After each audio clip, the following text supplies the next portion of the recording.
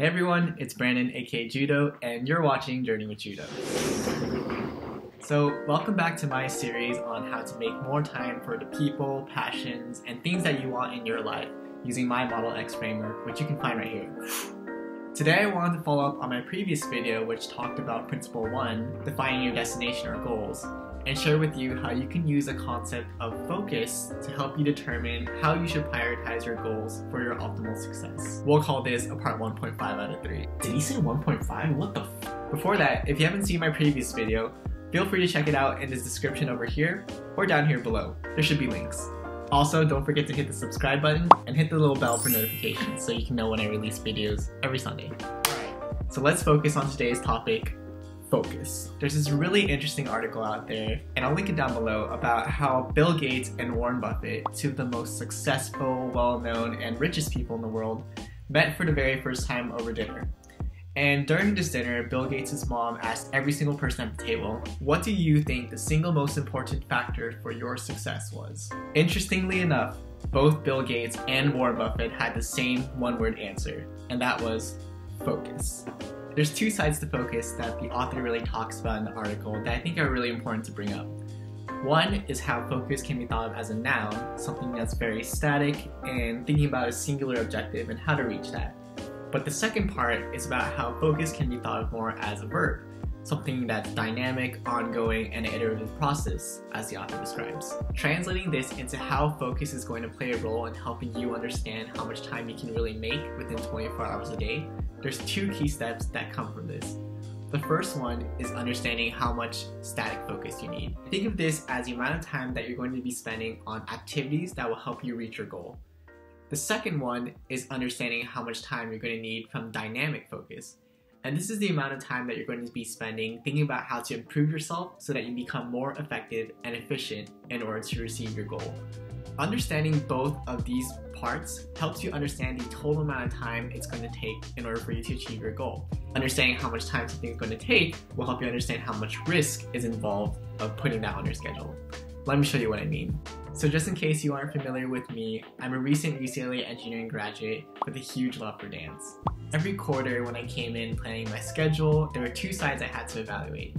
Me as a student, who had the goal of, course, doing as well as I could in my courses and getting good grades, and also me as a dancer, where my ideal goal was to perform as part of a dance team if I could. So to break it down into two steps I mentioned earlier, let's start with the static focus portion.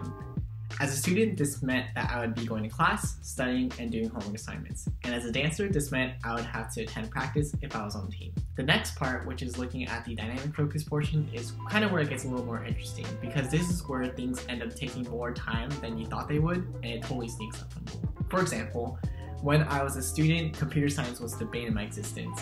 So anytime I would be taking it, I knew that I would have to take a lot of extra time to focus on going to office hours or rewatching lectures, or trying to understand what was wrong with my homework assignment and my code because it was probably just missing a semicolon.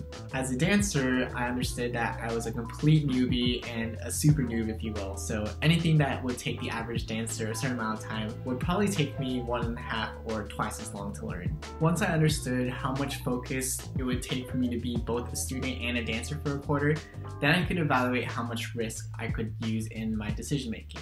So areas where I would have higher risk as a student meant there wasn't as much room to pursue dance. So maybe I wouldn't pursue a dance team specifically for that quarter. But for different quarters where I had less risk as a student, that meant I had more room to take risks in dance. So that meant the risk would balance out and there were chances where I could do both and succeed in both. Now, I'm not saying that if you decide to put certain goals on hold at this point in your life that you should disregard them completely. Actually, I think what you should do instead is just adjust the intensity of them. For certain quarters where I decided to be more of a student than focus on dance, I would adjust my dance goals by going to weekly workshops instead of being on the team. That way I could still steadily improve towards my goal while optimizing my success as a student as the first priority. An added bonus to prioritizing certain goals before others at where you are in your life is that you build a foundation in an area that's important to you so that it becomes less risk in the future.